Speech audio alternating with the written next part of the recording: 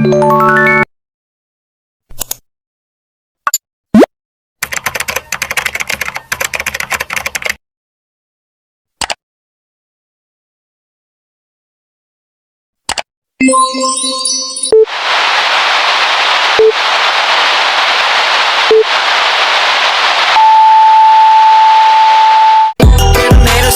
there's nothing you can tell 'em. Just made a million, got another million on my schedule. No love for 'em, nigga breaking hearts. No keys, push the start. Yeah, you know what it is. Everything I do it big. Yeah, screaming that's not. When I pulled on the lot, that's not. I feel my town, you see me, you know everything. Black and yellow, black and yellow, black and yellow, black and yellow. I put it down from the whip to my diamonds. I've been black and yellow, black and yellow, black and yellow, black and yellow. Yeah, you know what it is. Everything I do it. Sosiologi dari segi etimologis berasal dari gabungan dua kata, yaitu sosius dalam bahasa Latin yang berarti teman atau kawan, dan logos dalam bahasa Yunani yang dapat diartikan sebagai kata atau berbicara. Jadi, secara harfiah, sosiologi merujuk pada ilmu yang membahas tentang masyarakat.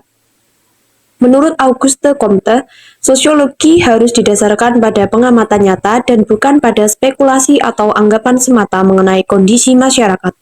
Hasil pengamatan tersebut juga harus diorganisir secara teratur dan menggunakan metode yang sistematis dan metodologis. Sosiologi hukum adalah cabang ilmu sosiologi yang mempelajari hubungan antara hukum dan masyarakat. Sosiologi hukum meneliti bagaimana hukum mempengaruhi masyarakat, serta bagaimana masyarakat mempengaruhi dan membentuk hukum. Dalam sosiologi hukum, perhatian utama diberikan pada studi tentang bagaimana norma-norma hukum terbentuk, diterapkan, dan berubah di dalam masyarakat. Sosiologi hukum juga membahas tentang bagaimana institusi-institusi hukum seperti sistem peradilan kepolisian dan lembaga penegak hukum lainnya beroperasi di dalam masyarakat. Selain itu, sosiologi hukum juga mempelajari berbagai sosial seperti kejahatan, pengadilan, dan hak asasi manusia, serta bagaimana hukum dapat mempengaruhi dan dihasilkan oleh isu-isu sosial tersebut. Saya akan menjelaskan tentang perubahan sosial budaya, yaitu perubahan yang berpengaruh pada kehidupan bermasyarakat yang meliputi perubahan nilai dan norma sosial, cara berpikir, sikap, serta perilaku dan penggunaan alat-alat dari alat tradisional ke alat modern. Seperti contoh yang pertama, yang dulunya transaksi jual beli lebih sering terjadi di pasar, yang mana penjual dan pembeli sering bertemu, kini dengan teknologi yang semakin maju, tak sedikit orang yang berbelanja di situs online karena dianggap lebih efektif dan efisien. Tinggal pesan, transfer, dan paket akan datang ke rumah kita. Contoh yang kedua, membuat pesan. Dulu jika ingin mengabari seseorang yang jauh dari kita, kita harus memberikan pesan lewat surat yang kita tulis. Kita akan menulis surat itu di kertas. Setelah kita menulis surat itu di kertas, kita akan menaruhnya di amplop, dan amplop tersebut akan dikirimkan ke kantor pos. Dan kantor pos akan mengirimkan surat yang kita buat ke alamat yang telah kita terapkan dalam amplop tersebut. Tetapi dengan kemajuan teknologi, kita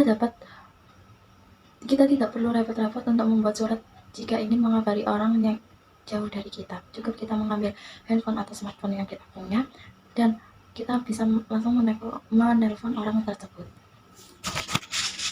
Saya akan menjelaskan tentang dampak positif dan negatif perilaku perubahan sosial di masyarakat. Yang pertama yaitu dampak negatifnya. Yang pertama yaitu tidak menggunakan helm saat berkendara, yang sudah menjadi kebiasaan yang umum terjadi di sekitar kita, apalagi hanya berkendara di sekitar rumah atau jalanan yang sepi. Terkadang banyak yang mengabaikan dan menyepelekan penggunaan helm. Banyak orang menyepelekan helm saat berkendara adalah bukti kurangnya pendidikan soal keselamatan berkendara pada orang-orang di negeri kita tercinta ini. Yang kedua yaitu cyberbullying, yang merupakan suatu perbuatan menghina, mempermalukan, mengintimidasi, dan mengancam seseorang dengan menggunakan media elektronik. Akibat dari perkembangannya, kasus yang terjadi karena cyberbullying, baik korban maupun pelaku mengalami kerusakan pada kesehatan mental. Kebanyakan dari pelaku berasal dari korban yang dulunya menjadi target cyberbullying. Tidak sedikit dari mereka melampiaskan kekesalan mereka dengan cara balas dendam lewat sosial media, baik itu mencela, menghina, menjatuhkan, dan mengancam korban selanjutnya. Selanjutnya yaitu dampak positif perilaku perubahan sosial di masyarakat. Yang pertama yaitu media sosial digunakan untuk alat promosi bisnis yang efektif karena dapat diakses oleh siapa saja, sehingga jaringan promosi bisa lebih luas. Media sosial menjadi bagian yang sangat diperlukan oleh pemasaran bagi banyak perusahaan dan merupakan salah satu cara yang terbaik untuk menjangkau pelanggan dan juga menjangkau klien. Dan yang kedua yaitu adanya CCTV di berbagai tempat. Kehadiran CCTV saja mengurangi kemungkinan penjahat untuk menjalankan aksinya di area yang mereka pantau. Manfaat ini diperoleh karena sudah menjadi pemahaman umum bahwa rekaman yang ditangkap CCTV dapat dijadikan bukti dalam investigasi kriminal, mengarah ke penuntutan dan penghukuman pelaku kejahatan.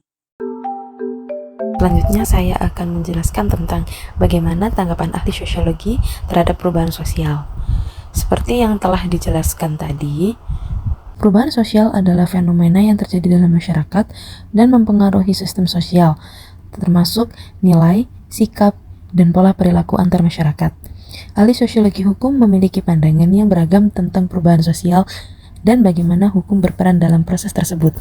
Seorang ahli hukum, Carlo Wellin, mengembangkan teori tentang hubungan antara peraturan-peraturan hukum dengan perubahan-perubahan sosial yang terjadi dalam masyarakat. Dia memandang hukum sebagai alat untuk mewujudkan perubahan-perubahan di bidang sosial, sebuah konsep yang dikenal sebagai law as a tool of social engineering. Dalam konteks ini, hukum dapat digunakan untuk mengubah perilaku dan sikap mental masyarakat, seperti mengatasi diskriminasi rasial. Selanjutnya, seorang ahli sosiologi, Emil Durkheim, juga berpendapat bahwa perubahan sosial terjadi sebagai hasil dari adanya faktor-faktor ekologis dan demografis yang mengubah masyarakat dari kondisi tradisional dengan karakter solidaritas mekanistik menjadi masyarakat modern dengan solidaritas organistik. Dalam konteks sosiologi hukum, hukum menjadi salah satu sarana dalam melaksanakan perubahan sosial yang ada dalam masyarakat.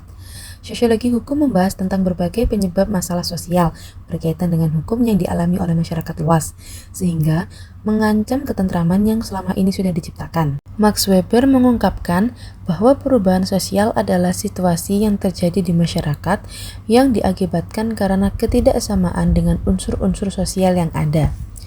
Secara umum, perubahan sosial dapat terjadi karena berbagai faktor, baik internal maupun eksternal, dan hukum dapat berperan penting dalam mengarahkan dan merespon perubahan-perubahan tersebut.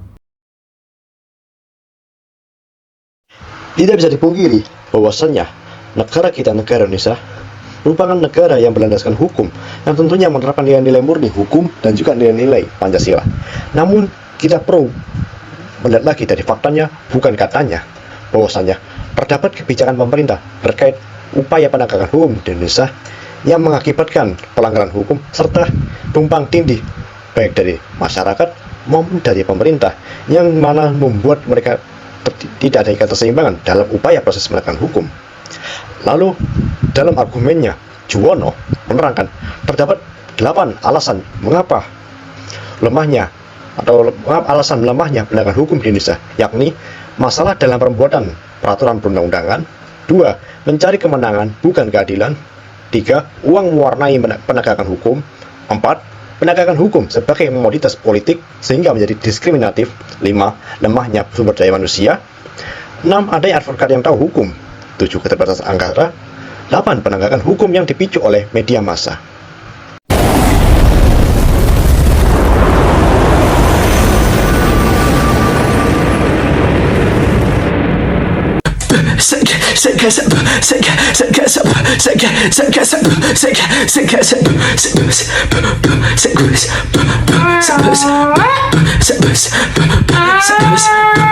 Sebus